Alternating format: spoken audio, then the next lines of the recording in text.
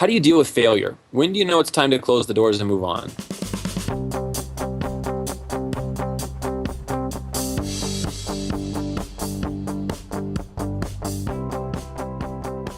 So I'm going to answer the second question first. When do you know it's time to close the doors and move on? When your customers are not happy or getting results with your product, you've made changes that they've asked for, and they're still not getting results or happy with the product, then I would probably move on.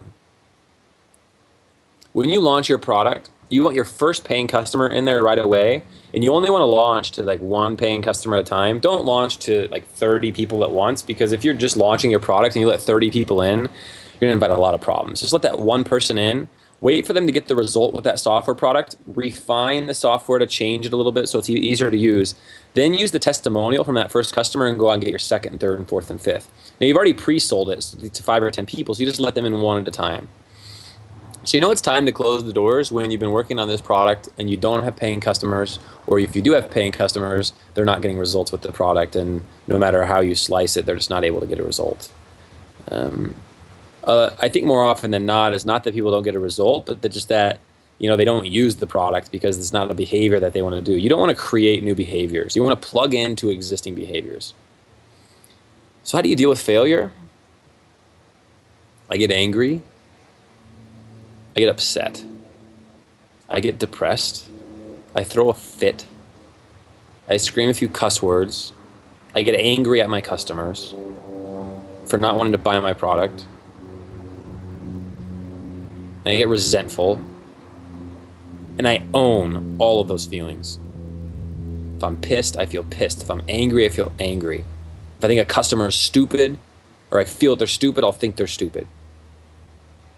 Knowing that if I own those feelings for a day or two, they pass, and I'm like, oh, my customers aren't stupid. They're angels. They're showing me that I was wrong with my product. But at the time, dealing with failure, you deal with failure by being present to your feelings. I will tell you that failure is the worst feeling for an entrepreneur. To launch a failed product, I don't know many other feelings that top that one.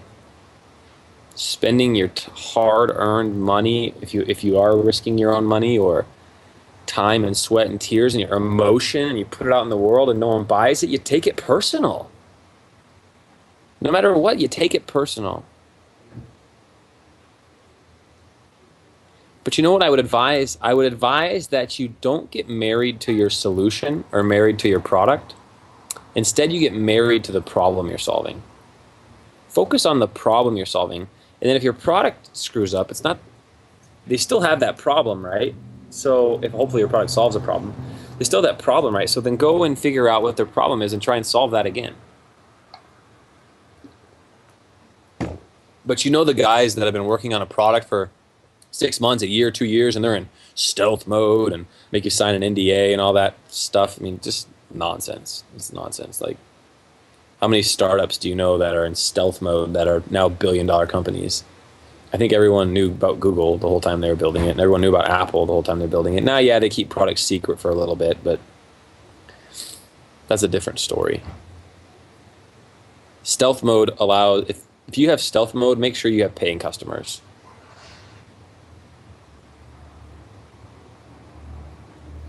I'll never forget sitting at the bar with a real estate agent, and I had a real estate software product for her. I said, "Hey, how do you keep track of your contacts in your business?" She's like, "Oh, I write them down on a sheet of paper."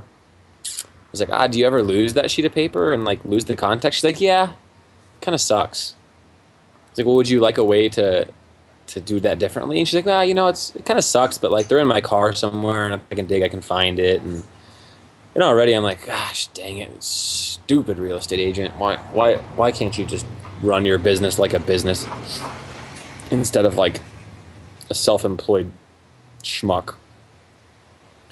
And then I asked her, "Well, it's only $9 a month." I said, "Hey, it's $9 a month. Just why don't you try it out for a few minutes?" She's like, "No, I'm just going to use sheets of paper." And here I am like, "Gosh, dang it, $9. Why aren't you paying for this product?" Oh. And then what really infuriated me is the bartender came over and dropped the tab off at her table.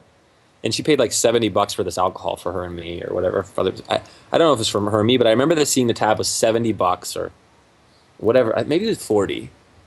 It was enough. Let's just call it 70. And I saw her pay for alcohol like it was nothing. And I was like, gosh, that's like 8 months or 9 months of my product. And here she is just effortlessly spending money on alcohol. And I was like, damn it, I need a product that is like alcohol for realtors. And I never did find that product. But I did find products for real estate company owners. I found it hard to sell to real estate agents because they don't run their business like a business.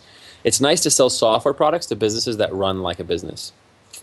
But I'll never forget how angry I was. I was angry for a while. But just use it as a learning lesson.